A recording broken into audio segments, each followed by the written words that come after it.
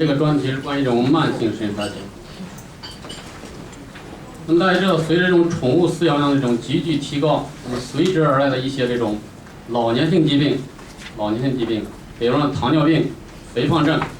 还有一些这种器质性病变引起的，比方说肝病和肾病，那么可以说这种发病率越来越多。那么这就要求我们对这种疾病的这种判定，那么一定要比较深入，并且比较细致，而不是以前的仅仅停留在比较肤浅的表面。那么因为很多的疾病就需要我们对这种发病的机制，那么以及这种发病的原因有一个比较清醒的认识，然后才能在这种治疗过程中才能有对症下药。那么这种慢性肾衰竭可以说是引起这种老年动物一种很重要的一种疾病。那么这种疾病的发生，一旦发生的话，大部分都属于一种不可逆的。那么这也就是说，一旦这种疾病一旦发生的话，你如果想治愈，基本上不可能。那么这主要是由于这种肾脏这种结构所造成的。我们知道首先来看一下对这种肾脏的结构。那么对这种肾脏的这种基本结构，我们知道，肾脏是由什么组成？那么主要是这种肾单位组成。那么对这种犬或者猫来讲，大概有100多万个肾单位组成，它组成这种肾脏的基本结构。那么肾单位是由这种肾小体。那么所谓的肾小体，那么有这种肾小球以及这种肾球囊和肾小管组成。那么它这种解剖面可以看到这种皮质、髓质，那么以及这种肾盂，然后再连接这种输尿管，再后下边什么？膀胱尿道。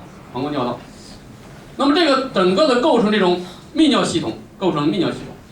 那么所以我们一旦遇到这种泌尿系统疾患的话，你就应该考虑一个这种可能是肾脏的结构发生变化，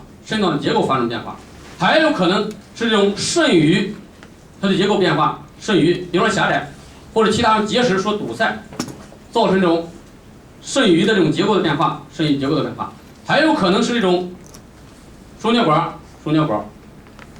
膀胱、尿道，那么这些结构都有可能造成这种泌尿系统的变化。那么这是大致一种肾脏这种基本结构。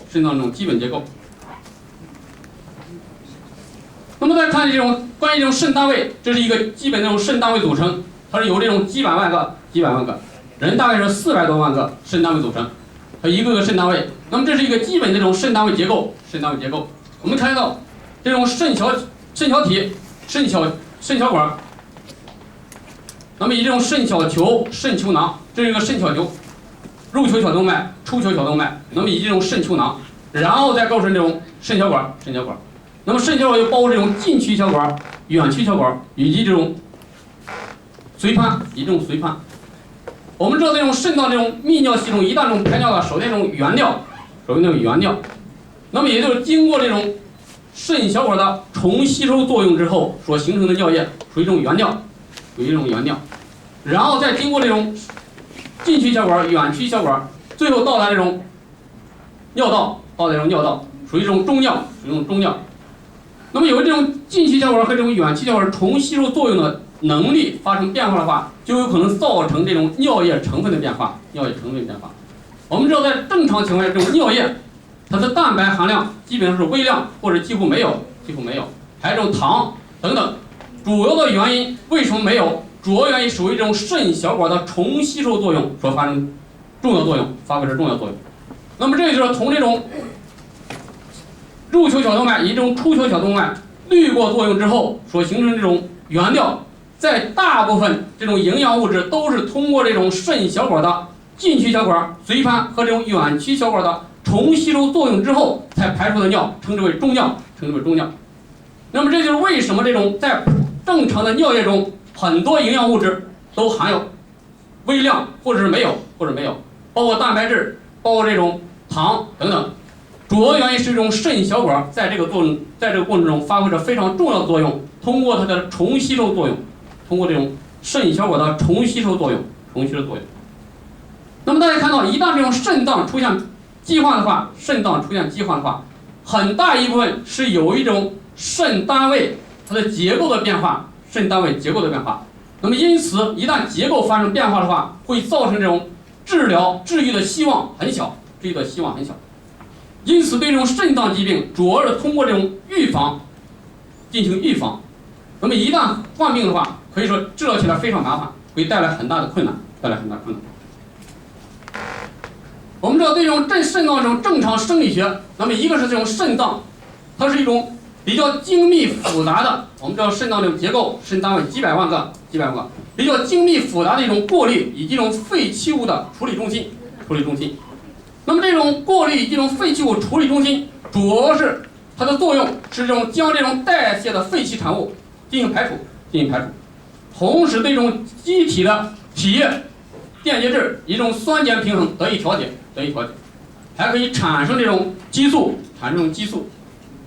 那么同时还会造成这种分泌一种肾素，调节血压的。那么因此，这种肾脏一旦发生的话，还会引起心血管系统等等其他的病变。那么主要这种肾脏，它是基本这种结构所组成的，以这种生理作用所决定的。那么对于这种肾脏疾病，我这里主要讲一这种肾衰竭。那么尤其这种慢性肾衰竭进行这种重点讲述。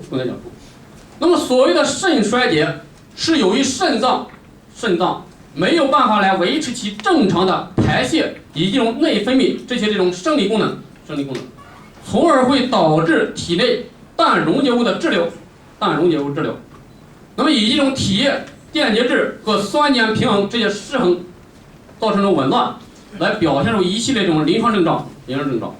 那么对这种肾衰竭，我们在临床一般分为这种急性的肾衰竭以及这种慢性肾衰竭。这里我重点讲一下这种慢性肾衰竭。那么对这种急性肾衰竭是由于这种急性肾功能不全。那么这种原因可能是由这种多种原因所造成的急性肾实质损伤所导致的肾功能障碍。比方说这种急性中毒，那么极有可能造成这种急性的肾衰竭。比方吃服这种鼠药，以这种其他有毒药物引起这种急性中毒，很容易造成这种肾衰竭。那么在这种情况下，主要是有一种急性肾衰竭一种形式存在。那么临床可以看到这种发病比较急，并且表现出少尿或者无尿，同时还表现出这种代谢紊乱以及这种尿毒症这些主要的这种特征。那么对于这种慢性肾衰竭，那么这种慢性肾主要是由一种肾组织这种肾结构、肾单位这种结构，它是长期或者这种严重的丧失其功能，同时承担这种肾功能的肾单位绝对数减少。那么这里为什么这种肾脏这种结构、肾单位是非常重要？在这种情况下，一旦出现这种慢性肾衰竭的情况下，会造成这种肾单位的这种绝对数减少，从而不能维持这种机体这种环境的相对平衡所导致的这种症状。那么临床主要表现出各种代谢紊乱为主要特征。那么这种临床遇到这种慢性肾衰竭，大多是由这种急性肾衰竭没有治愈而转化而来，这对这种慢性肾衰竭。那么这种慢性肾衰竭这种流行病学情况。那么对这种慢性肾衰竭，可以这种肾衰的发生与年龄有高度的相关性，无论是犬还是猫。大家可以看见这种图示。那么随着这种年龄增长，可以看到在7岁之后，这种无论是犬或者猫发生这种肾衰竭这种几率会大大增加。2岁以前这种疾病这种患病几率非常小，在7岁之后会急剧增加。那么随着这种宠物这种饲养水平的改善，那么因此这种长寿的这种犬或者猫会这种数目会呈现这种急剧增长。那么随之这种肾衰这种发生，这种发病率也会这种大幅度增加。那么因此应该引起我们高度重视。那么对于这种犬来讲，最常见的5种疾病，大家看一下这个简单一个图示。最常见的癌症是居于第一位的，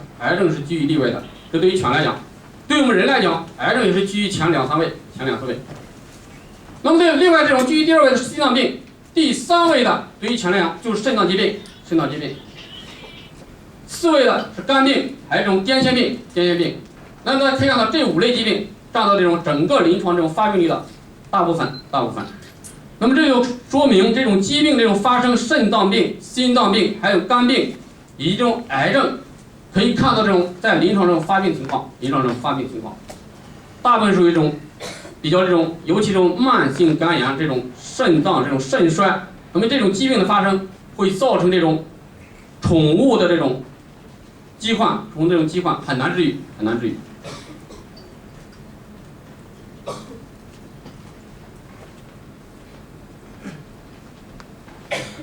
那么接下来看对于这种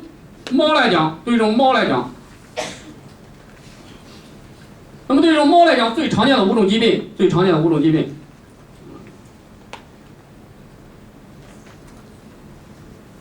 对不起啊。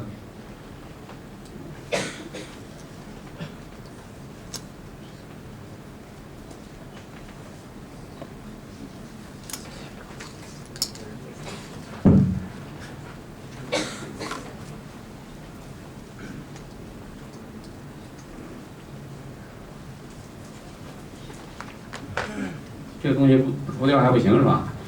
那么对于猫来讲，最常见5种疾病可以看一下。那么也是癌症是居于第一位的，那么居于第2位的就是一种肾脏疾病，一种泌尿系统疾病，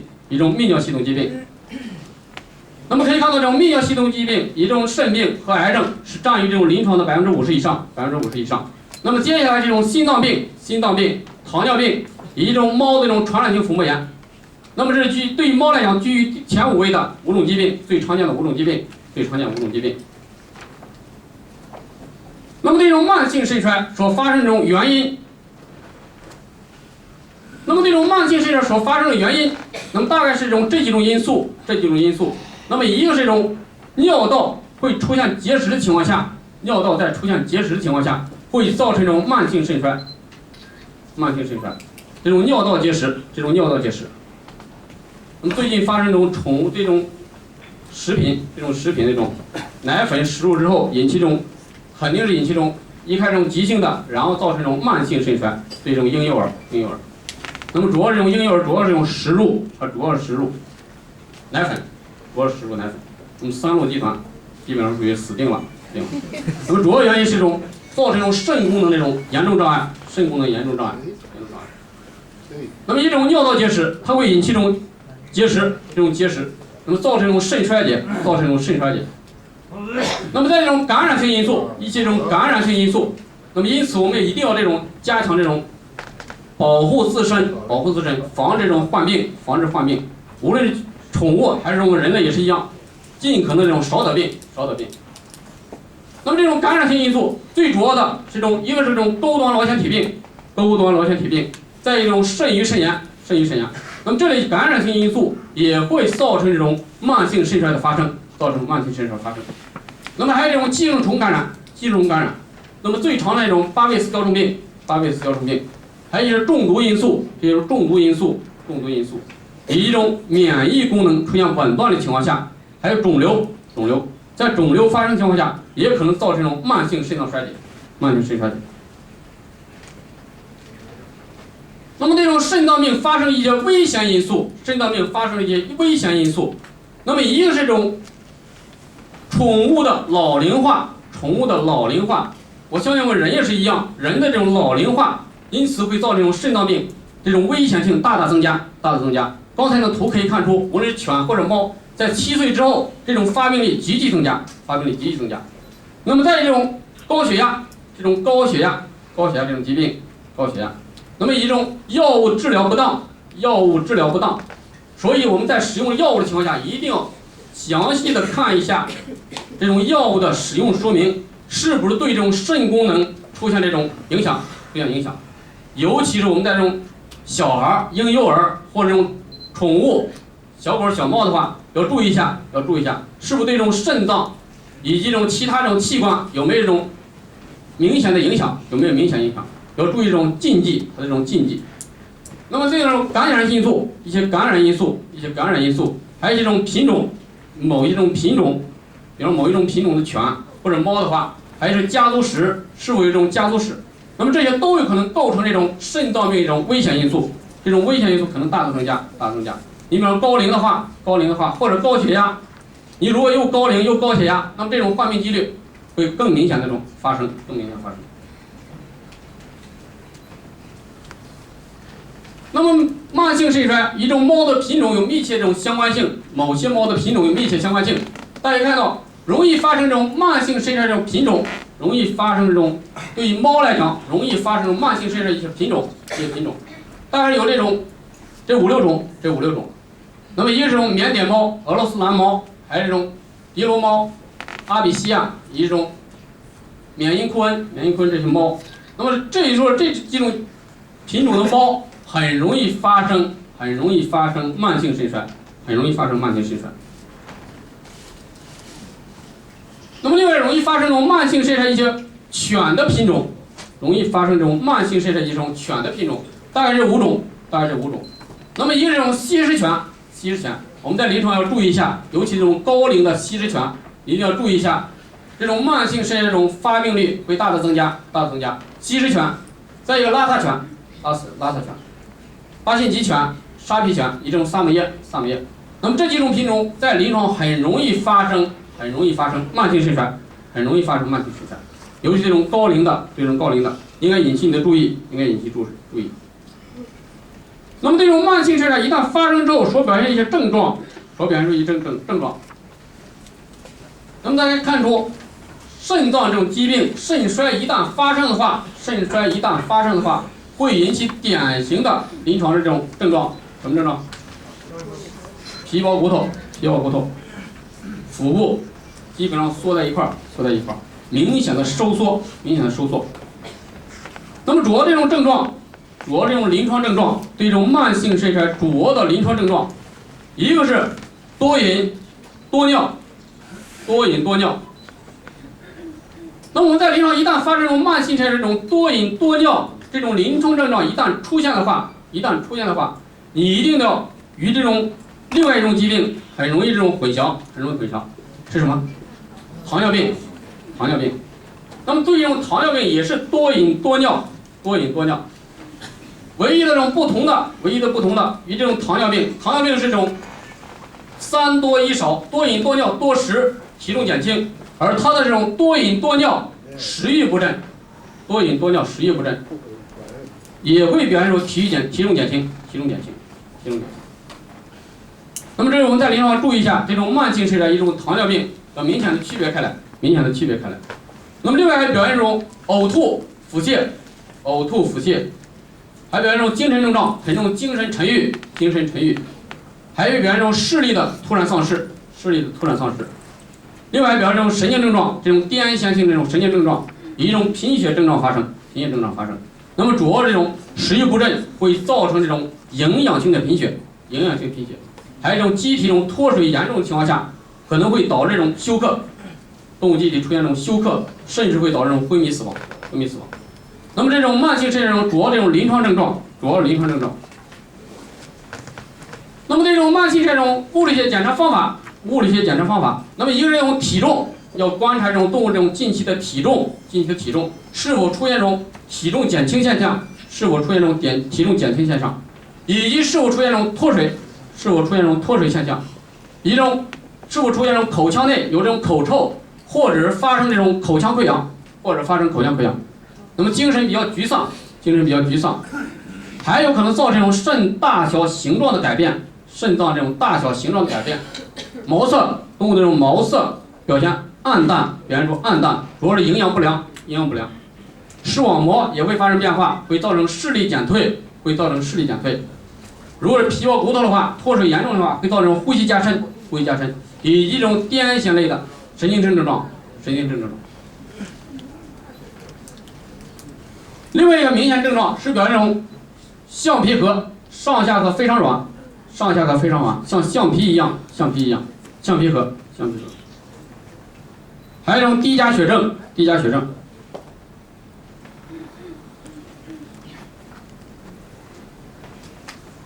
那么对这种猫来讲，发生这种肾衰之后表现出临床症状，这几种临床症所占的比例，那大家可以看出，这种呕吐、这种多尿、厌食、体重减轻，那么以及这种多饮，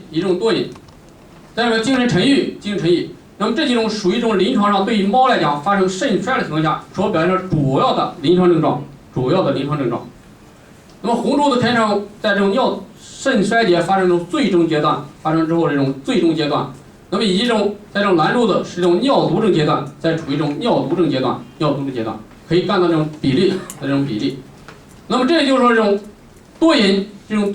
属于一种最主要的症状。再一种厌食、体重减轻等等这些症状。那么这种肾衰这种发病这种机制，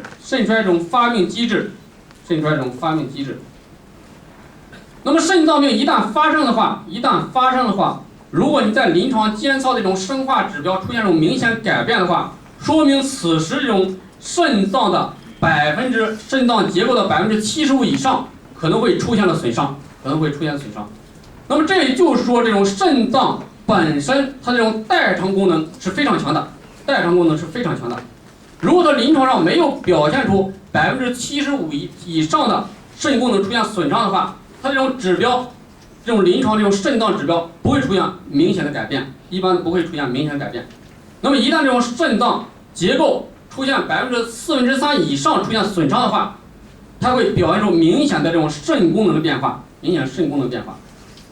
那么大家可以想是，如果这种肾脏结构3%以上都遭受破坏的话，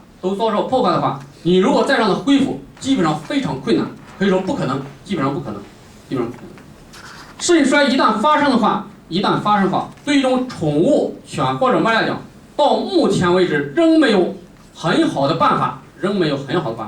我们可以看到，在临床对这种肾脏疾病，由一种肾衰竭这种疾病，我们在治疗中很多只是辅助性治疗，没有针对性治疗，可以说大部分没有针对性治疗。我不知道是不是下边有这种比较专业的，但是就我所知的话，这种肾脏疾病肾衰一旦发生的话，很多是这种辅助性治疗，针对肾脏的功能改变的这种药物可以说很少。那么对于这种人来讲，一旦发生这种肾衰竭的话，人主要是通过2种方法。那么一个是通过这种换肾技术，那么另外是通过这种透析技术，1周1到2次的透析。那么对这种宠物来讲，目前还没有达到这种水平。在国外，欧洲也是一样。我在欧洲里面待了这种7、8年，那么也是一样，它也没有很好的办法。那么因此，这种肾脏疾病，我们要尽可能加以预防，而不是在它这种发病之后，那么进行治疗。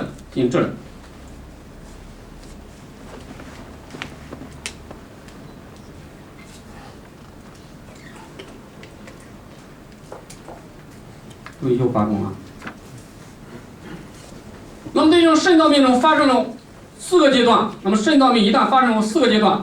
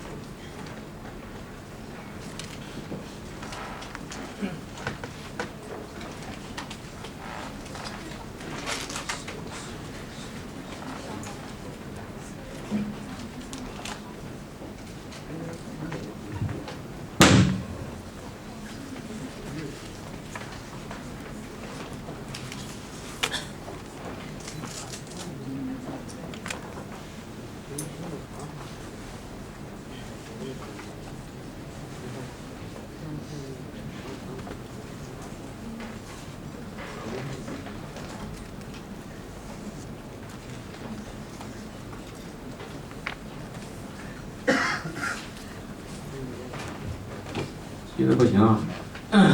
那么对这种肾脏病发生这种4个阶段，一般这种肾脏病的发生大致分为这种4个阶段。那么主要依据这种肾单位的丧失程度，那么一般这种肾存留能力丧失的话，一般说这种此时肾单位的丧失程度低于66%，低于66%。那么所谓的肾功能不全，那么指的这种此时肾单位的丧失程度在大于或者等于66%以上的话，我们就可以称之为肾功能不全，所谓的中度肾衰竭，那么指的这种此时肾单位的损失在75%以上，重度肾衰竭是在90%以上出现肾单位损失的话，我们称之为重度的肾衰竭。那么可以看到，这种在不同的阶段，肾脏这种结构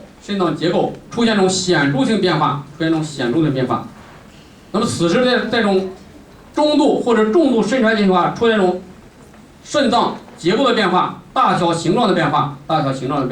以一种质地这种结构的变化。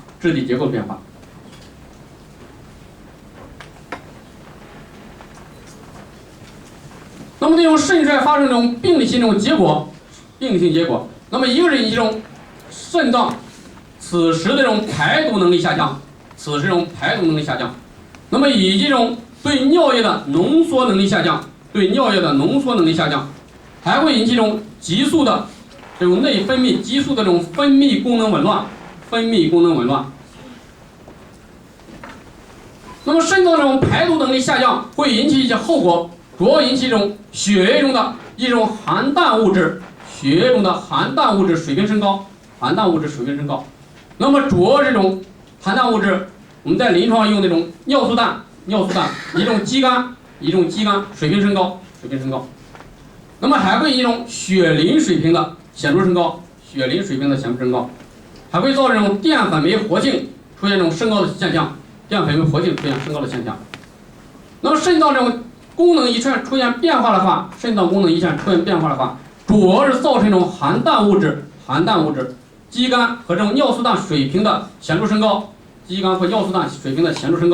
那么以及会引起这种血磷水平的显著变化，显著升高，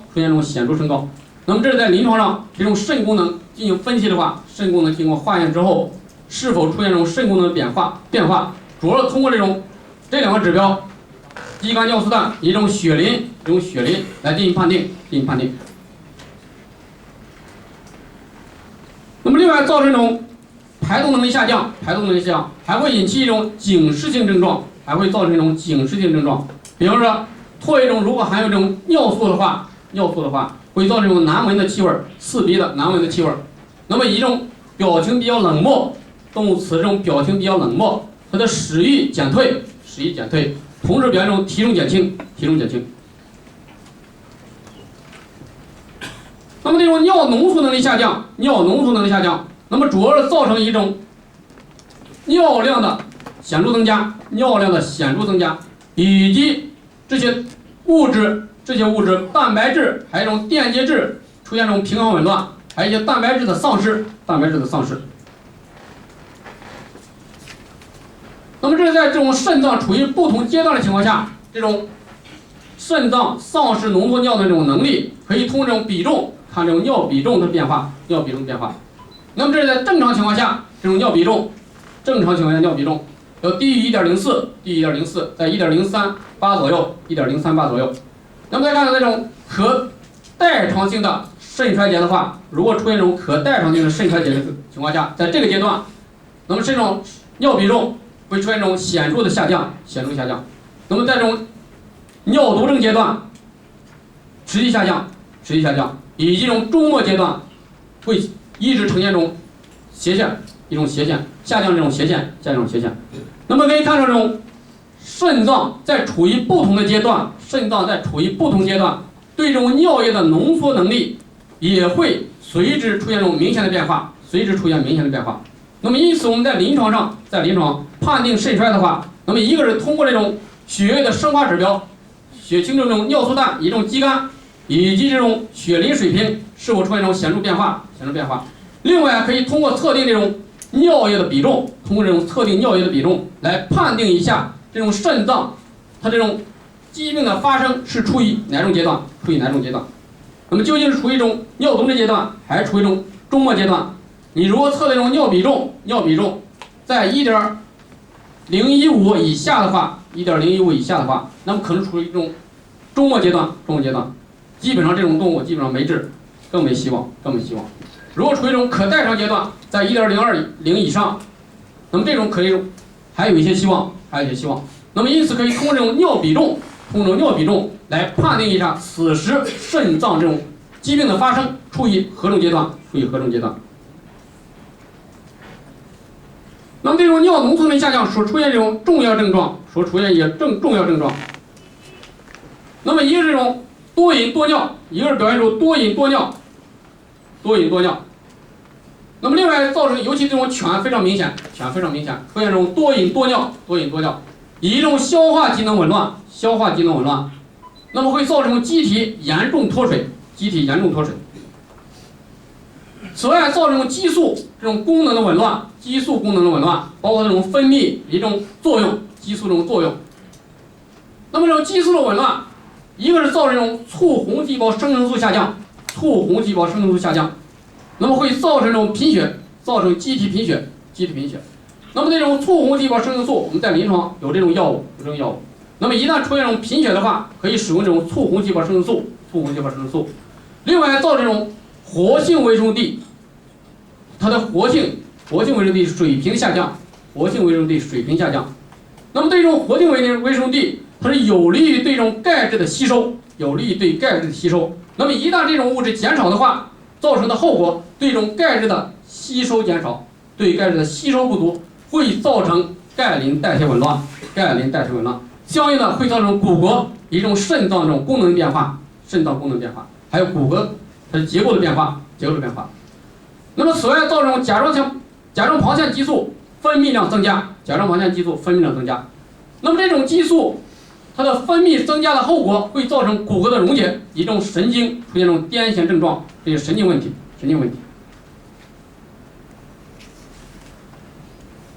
那么这种慢性肾衰所面临这种危险性以及这种危险的因素，它会逐渐的，一旦这种慢性肾衰发生的话，会逐渐的发展成这种尿毒症症状。那么另外表现这种血管功能紊乱，会出现高血压现象。那么肾衰一旦发生的话，还会出现这种高血压，以及这种磷的积聚，高磷血症。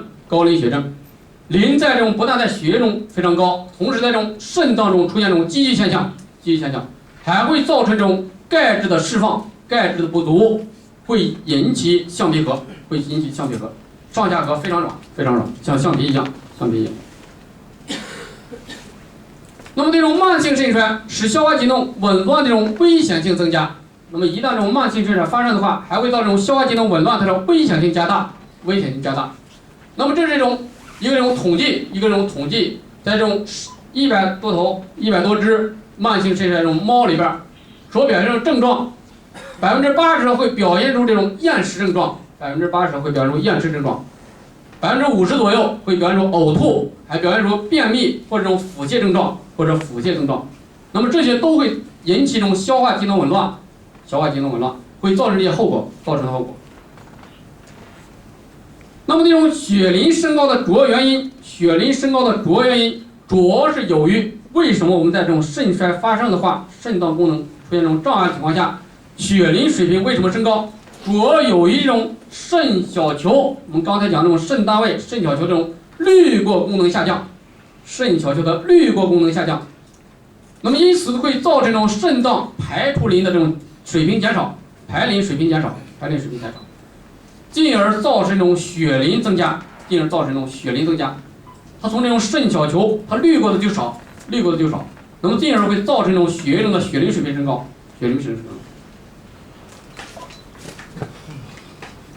那那么因此，正是有一种肾脏疾病一旦发生的话，会造成这种血磷水平升高，血磷水平升高。那么因此，我们可以通过限制磷的摄入，是否可以延长这种患毛的寿命？是否可以延长这种患毛的寿命？患毛寿命。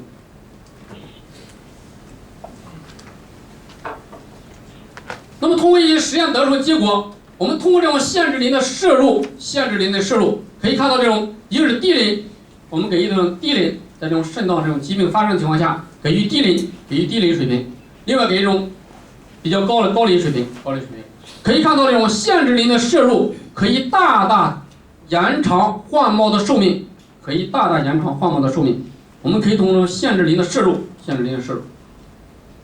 那么同样对于犬来讲，也是通过限制磷的摄入，也是大大能延长这种患犬的寿命。那么对这种肾脏病的诊断，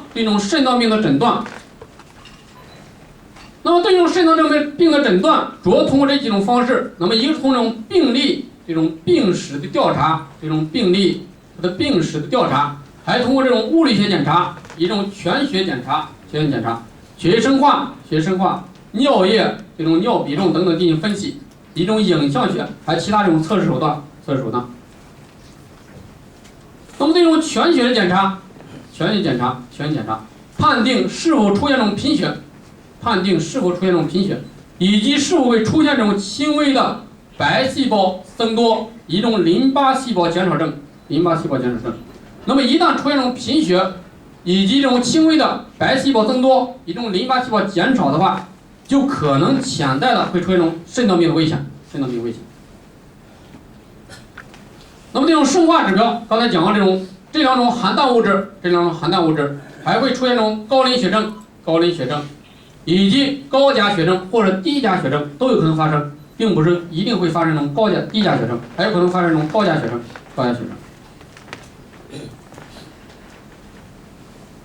那么这种对于犬来讲，肾脏疾病一种肾衰发生之后所测得指标，血中肌酐水平，血浆中的肌酐水平的测定，肾脏在处于一种不同阶段，肌酐水平的测定结果，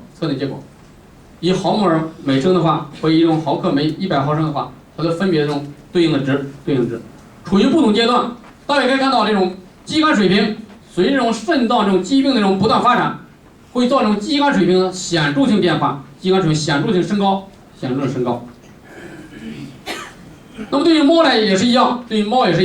也会造成肌酐水平显著升高。那么这种尿液分析，主要是分析一些这种尿比重。我们刚才讲了这种肾脏这种疾病发生的话，会造成尿比重的变化，尿液的浓缩能力下降，会造成尿比重的减轻，会造成尿比重减少。那么以这种酸碱度的变化，还对这种尿沉渣，是否出现这种蛋白尿，以这种细菌尿、血尿或者这种血细胞尿、白细胞尿。那么尿比重变化，肾脏疾病一旦发生的话，会造成尿比重显著减轻，尿比重显著减少，显著降低。那么各种这种测尿比重的分析仪非常方便，以这种尿试纸测这种尿试纸、尿蛋白、尿pH 值等等。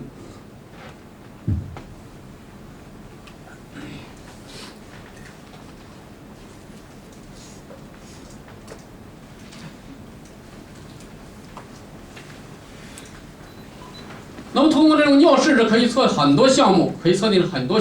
包括这种胆红素血，还有这种葡萄糖、酮体、白细胞等等，这些都可以测定。但是这种尿比重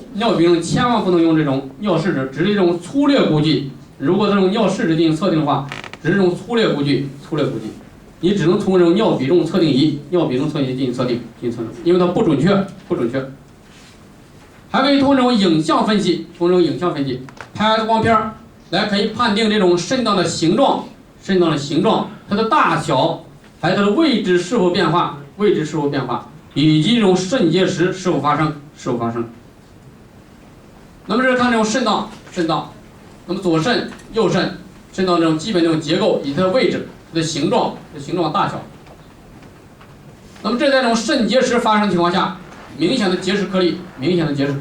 可以通过 X 光片很明显的反映出来。那么以及这种肾脏是否出现这种肿瘤，这是这种肾脏明显肿大。你进行这种触摸的话，会出现肿瘤，肾肿瘤，会造成这种消化机能、一种排泄功能变化，出现这种便秘现象。还可以通过这种超声波造影技术来判定一下肾脏这种结构，一种形状。那么其他这种诊断方法是通过测定这种蛋白一种肌酐的比例，还可以测定这种血压，必要的情况下通过这种组织活检，或者是测定这种肾小球的滤过率，这些实际上在临床开展的非常少。那么这种慢性肾衰的治疗，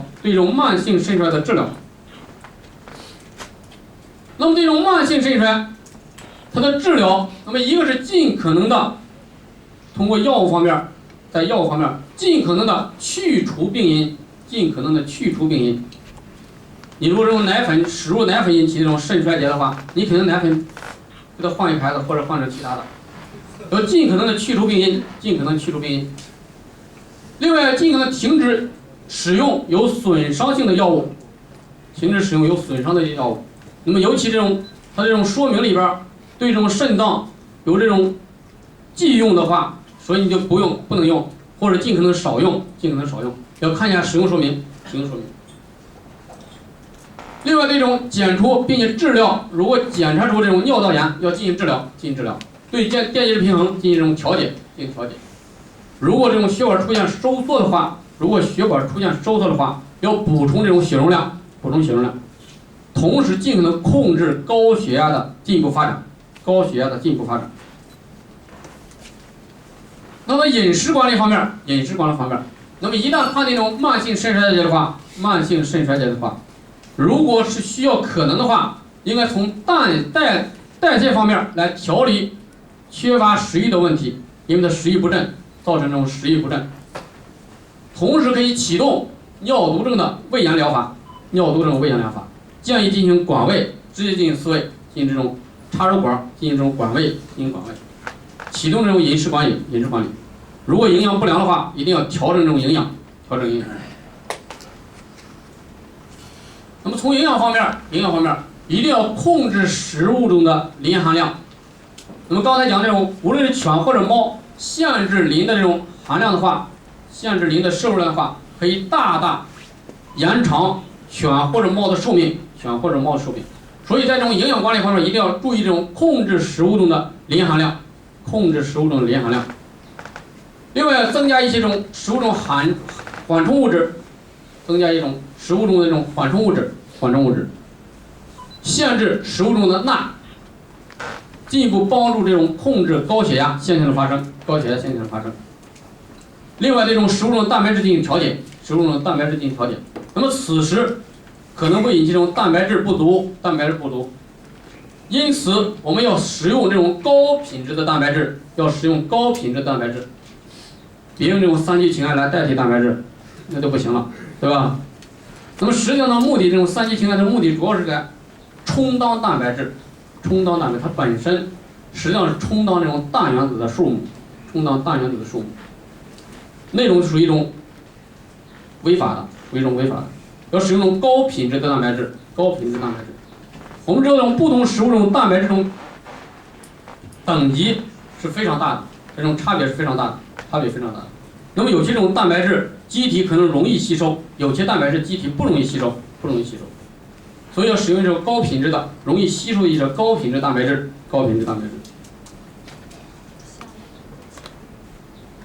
那么另外一个，尽可能延缓这种饮食方面，尽可能延缓这种肾衰的发展，同时通过调整了蛋白质的摄入，来适应此时所表现出肾脏的滤过功能，因为它滤过功能下降，所以要通过调整这种高品质蛋白质它的摄入，来调节适应机体的此时肾脏的6个功能。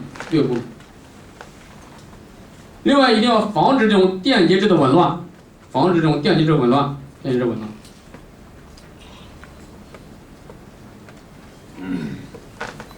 么对这种延缓肾衰的发展，主要是通过这种一个是减少磷的积聚，一定要减少磷的积聚，通过少量的摄入磷，限制磷的摄入，来延缓磷的这种积聚在肾脏或者这种血液中的这种积聚。另外，通过这种含氮物质，它的摄入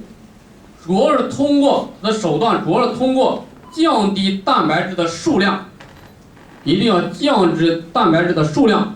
但一定要同时提高蛋白质的质量，所以一定要摄入高品质的蛋白质，要讲究少而精。那么以及添加一些果寡糖类物质来捕获含氮物质。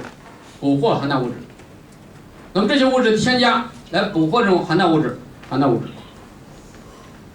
那么这种治疗计划，对这种慢性肾衰这种治疗计划，那么一般这种发现这种慢性肾衰之后，进行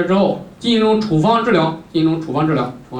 一般经过一段时间，你不可能1-2天或者1-2周就让这种肾脏这种疾病得到明显的改善，基本上不可能。一般在这种几个月之后来验证你的治疗效果，究竟这种方案是否可行，是否进行修改，根据这种治愈的这种情况来进行适时的调整。那么这种慢性肾衰这种发生之后，给一些建议。那么一个是建议一定要给一种处方食品，在这种肾脏疾病一旦发生的话，建议进行这种尽可能的给予处方食品，肾脏病的这种处方食品，一定要避免给予这种处方食品以外的其他食物。同时应该把这种食物尽可能分次饲喂，尤其这种成年这种犬的话，一般1天喂1次，你现在改成这种1天2到3次，进行分次饲喂。同时应该经常这种更换饮水，因为这种肾脏这种疾病一旦发生的话，会引起这种尿液水平的变化。那么因此对于人来讲还通过这种透析，那么对这种动物我们只能通过这种经常更换饮水来得到这种肾功能有一些这种稍微的缓解。那么另外尽量避免冷食物的刺激，避免食物这种冷的这种食物对动物机体造成刺激。那么因此这种食物应该尽可能用这种温水进行浸泡之后再进行饲喂，别非常凉的从冰箱里面拿出来直接给一喂，会造成这种冷的这种刺激。那么这是今天我讲的这种主要内容，希望大家有什么问题可以随时探讨，好吧？